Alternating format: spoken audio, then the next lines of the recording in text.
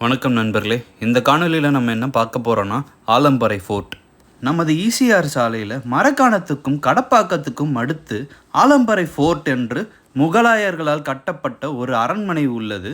இது என்னத்தான் 17ஆம் நூற்றாண்டில் முகலாயர்களால் கட்டப்பட்டு ஒரு துறைமுக நகரமாக இருந்தாலும் இது சங்ககால தமிழர்களோடு எப்படி தொடர்புடையது என்று நம்ம இந்த காணொலியில் பார்க்க போகிறோம். காணொலி முதல்ல சொன்ன மாதிரி இந்த அரண்மனை 17ஆம் நூற்றாண்டில் முகலாய மன்னர்களால் கட்டப்பட்டது. இப்போ நீங்கள் பார்க்குறீங்கள, இதுதான் அகழி. அரண்மனை சுற்றி மற்றவர்கள் படையெடுத்து வராத மாதிரி சுற்றிலும் தண்ணியால் நிரப்பப்பட்டு முதலைகள் என்று விடப்பட்டு ஒரு காப்பரனாக இருக்கின்றது தான் அகழி என்று சொல்லுவாங்க. இந்த ஆலம்பறை ஃபோர்ட் பார்த்தீங்கன்னா சுமார் 100 மீட்டர் லென்த்தில் அந்த காலத்தில் கட்டியிருக்காங்க. இந்த அரண்மனை கடலுக்கு பக்கத்திலேயே கட்டப்பட்டதுனால இது ஒரு மிகப்பெரிய போர்ட் சிட்டி, அதாவது துறைமுகமாக அந்த காலத்தில் இருந்துள்ளது. அந்த துறைமுகத்தை பயன்படுத்தி என்னெல்லாம் ஏற்றுமதி செய்திருக்காங்கன்னு பார்த்தீங்கன்னா சாரி துணி, உப்பு மற்றும் நெய் போன்றவற்றை ஏற்றுமதி செய்திருக்காங்க. 17ஆம் நூற்றாண்டில், அதாவது குறிப்பாக சொல்லப்போனால் 1735 ஆண்டில் நவாப் தோஸ்தே அலிகான் என்னும் முகலாயர் ஆட்சி செய்துள்ளார். அவருடைய ஆட்சி காலத்தில் 1736லேருந்து 40 வரைக்கும் இந்த அரண்மனையை கட்டி முடிக்கிறார்கள். நமக்கெல்லாம் பிரெஞ்சு கமாண்டர் டூப்ளெசியை பற்றி தெரிஞ்சிருக்கும். அவருக்கு 1750 ஆண்டில் இந்த அரண்மனையை பரிசாக கொடுக்குறாங்க. 2ஆம் கர்நாடிக் வாரில் ஆங்கிலேயர் ஆளுமையை எதிர்த்து டூப்ளெசி சபேதர் முசாஃபர் ஜங் எனும் ஹைதராபாத் இளவரசருக்கு உதவியதால் சுமார் 1750 டூப்ளெசி அவர்களுக்கு இந்த அரண்மனை பரிசாக கொடுக்கப்பட்டது. பின்பு 1760களில் பிரிட்டிஷ் ஜெனரல் ஒருவரால் இந்த ஆலம்பறை ஃபோர்ட் கைப்பற்றப்பட்டு பிரெஞ்சோட ஆளுமை இந்த அரண்மனையிலிருந்தும் துறைமுகத்திலிருந்தும் முற்றிலும் அகற்றப்பட்டது. பிரிட்டிஷர்களால் இந்த அரண்மனையும் போர்ட் சிட்டியும் முழுமையாக அழிக்கப்படுகிறது.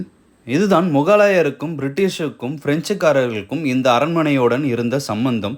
என்னத்தான் 1700களில் முகலாயர்களால் இந்த இடத்துல துறைமுக நகரம் அமைக்கப்பட்டாலும் நமது சங்ககாலம் மட்டுமல்லாமல் அதற்கு முன்னாடியிலிருந்தே தமிழர்களால் இந்த இடத்துல பெரும் ஆளுமை நடத்தப்பட்டு துறைமுக நகரமாக இந்த மரக்காணம் ஆலம்பறை நகரம் இருந்து நமது தமிழ் மன்னர்களால் ஒரு பெரிய வெளிநாட்டு வர்த்தகமே இந்த இடத்துல நடத்தப்பட்டு இருக்கிறது. அது எப்படி முகலாயர்கள் ஏற்படுத்திய கடலோர துறைமுகத்துக்கு முன்பு ஒரு தமிழக துறைமுகம் இருந்திருக்க முடியும் என்று நீங்கள் யோசிச்சிங்கன்னா அதை ஒரு லாஜிக் மூலிமா நம்மளால் நிரூபிக்க முடியும். அது என்னன்னு பார்த்தீங்கன்னா, இந்த மரக்காணம் என்னும் ஊரில் பிரதானமான ஏற்றுமதி என்னன்னு பார்த்தீங்கன்னா உப்பு. அது முகலாயர்கள் காலத்திலும் இருந்துள்ளது. இன்றும் நீங்கள் ஈசிஆர் ரோட்டில் மரக்காணத்துக்கிட்ட போய் பார்த்தீங்கன்னா உப்பு பெரும் அளவில் உற்பத்தி செய்யப்படுகிறது. இது சுமார் 300 வருடங்களாக முகலாயர் காலத்திலிருந்தே நடைபெற்று வருகிறது. இந்த ஏற்றுமதி நம்மளுடைய தமிழக மன்னர்கள் காலத்திலும் இருந்துள்ளது. இப்போ நம்ம தாத்தா ஒரு வீடு கட்டுறாருன்னா அந்த இடத்துல நம்ம இன்னும் பெரிய வீடு கட்டி தான் வாழ்வோம். தலைமுறைகள் மட்டுமே மாறுமே தவிர நிலம் மாறாது. அதே போல தான் இந்த இடத்துல நம்ம தமிழக மன்னர்கள் ஒரு பெரிய துறைமுகத்தை இந்த இடத்துல ஏற்படுத்தி இருக்காங்க. அதற்கு மேலேயே முகலாயர்கள், பிரெஞ்சு, பிரிட்டிஷ் என பல்வேறு ஆட்சியாளர்களால் இங்கே துறைமுக நகரம் நடத்தப்பட்டு இருக்கிறது. இந்த கூற்றில் உங்களுக்கு இன்னும் சந்தேகம் இருந்தால் நம்ம சங்ககால இலக்கியங்களில் 14 மேல்கணக்கு நூல்களுள் ஒன்றான சிறு பானாற்று படையில் ஒரு பாடல் வருகிறது. அந்த பாடலில் ஒரு வரியில் மதிலோடு பெயரிய பட்டினம் என்று குறிப்பிடுறாங்க. அந்த வரிகளை நம்ம இன்னும் ஆராய்ஞ்சு பார்த்தால் சோழர் காலத்தில் ஒரு வர்த்தக துறைமுகம் இருந்ததாக நம்ம வரலாற்று குறிப்புகளில் இருக்கிறது. அந்த குறிப்பில் நமது தமிழக மன்னர்கள் கடலோரத்தில் எயிர்பட்டினம் என்று மதிலோடு உண்டான ஒரு பெரிய கடலோர துறைமுகத்தை உண்டாக்கினார்கள் என ஒரு குறிப்பு உள்ளது. தமிழில் எயிர் என்பதற்கு மதில் என்ற பொருளும் உண்டு. கொஞ்சம் வருடங்களுக்கு முன்பு நம்ம மரக்காணம் பகுதியில் கடலுக்கு உள்ளார மனிதனால் எழுப்பப்பட்ட ஒரு மதில் சுவரை கண்டுபிடிக்கிறாங்க. இந்த கண்டுபிடிப்பின் மூலம் சிறுபானாற்று படையில் வருகின்ற எயிர்பட்டினம் இந்த மரக்காண பகுதிகளாகவே இருந்திருக்க வேண்டும் என பல ஆராய்ச்சியாளர்கள் தெரிவித்துள்ளனர். இதன் மூலம் நம்ம என்ன தெரிஞ்சுக்கலாம்னா, இன்றைய மரக்காணம் பகுதிகள் அன்றைய காலத்தில் எயிர்பட்டினம் என்னும் பெயரால் பெரிய மதில்களை கொண்டு சோழர்களுடைய ஒரு பெரிய வர்த்தக நகரமாக, துறைமுக நகரமாக இருந்துள்ளது.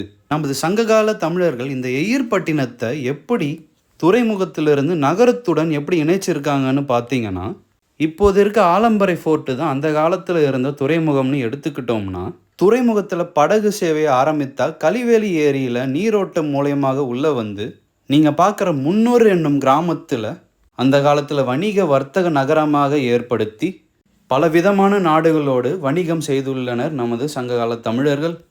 பல நாட்டு மக்களை ஒன்றிணைக்கிற இந்த வர்த்தக நகரமாக இன்று இருக்கிற முன்னூர் கிராமம் அன்றைய எயிர்பட்டினமாக திகழ்ந்து உப்பை பல நாட்டுக்கு பெரும் அளவில் உற்பத்தி செய்துள்ளனர். இப்படிப்பட்ட வணிக வர்த்தகத்தின் பெருமை உணர்ந்தே முகலாய மன்னர்கள் இந்த இடத்துல ஒரு பெரும் அரண்மனையை அமைத்து பல்வேறு நாடுகளுடன் வணிக தொடர்போடு துறைமுக நகரத்தை இந்த இடத்துல நடத்தி வந்துள்ளனர். மேலும் இந்த இடத்துல பிரெஞ்சும் பிரிட்டிஷ் ஆட்சியாளர்களும் பல்வேறு காலத்தில் ஆட்சியும் செய்துள்ளனர். இந்த துறைமுக நகரத்துடைய சிறப்பை உணர்ந்ததனால் இந்த காணொளியோட தகவல்களும் வரலாறுகளும் இப்போ தான் முதன்முறையாக கேட்குறீங்கன்னா உங்களுக்கு பிடித்திருந்தால் இந்த காணொலியை லைக், கமெண்ட் மற்றும் ஷேர் பண்ணுங்கள். புதுவை அப்டேட்டை சப்ஸ்கிரைப் பண்ணுங்கள். நன்றி.